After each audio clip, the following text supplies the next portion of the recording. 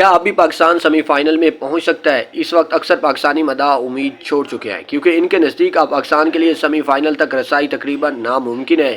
تاہم ابھی Pakistan semi final کی دوڑ سے باہر نہیں ہوا۔ آئیے جانتے ہیں وہ کون سے عوامل ہیں جن کے ذریعے پاکستان کے اگلے مرحلے تک رسائی ممکن ہو سکتی ہے۔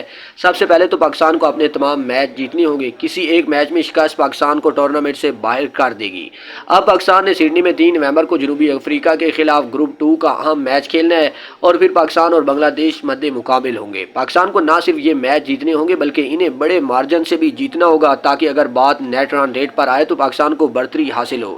جنوبی افریقہ اور نیدرلینڈ کا میچ بارش کے باعث منسوخ ہو۔ پاکستان کو اب ساتھ ہی ساتھ گروپ 2 کی ٹیموں کے میچوں کے نتائج کا بھی سہارا درکار ہوگا۔ اس وقت پاکستان کی دوڑ بظاہر گروپ میں دوسری پوزیشن کے لیے ہوگی کیونکہ پاکستان زیادہ سے زیادہ 2 میچ جیت کر 6 پوائنٹس حاصل کر سکتا ہے۔ اس لیے پاکستان کو چاہیے ہوگا کہ یا تو جنوبی افریقہ کا نیدرلینڈ کے خلاف میچ بارش کے باعث منسوخ ہو، اس میں نیدرلینڈ فتح حاصل کر لے، یہی نہیں بلکہ انڈیا بھی زمبابوے کو شکست دے۔ انڈیا کے بقیہ میچز بارش کے باعث منسوخ ہو جائیں۔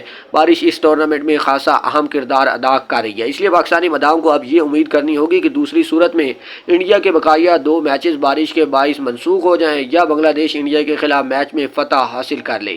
اس صورت میں بات ایک بار پھر نیٹ رن ریٹ پر آئے گی اور پاکستان کے لیے اپنے بقیہ 2 میچوں میں بھاری فتوحات ضروری ہیں۔ ظاہر ہے کہ یہ صورتحال ہر میچ کے ساتھ تبدیل ہوگی، تاہم اس موقع پر یہ کہنا درست ہوگا کہ پاکستان کی سیمی فائنل تک رسائی اب صرف دوسری ٹیموں کی ہار جیت تک ہی نہیں بلکہ موسم پر بھی منحصر کر رہی ہے۔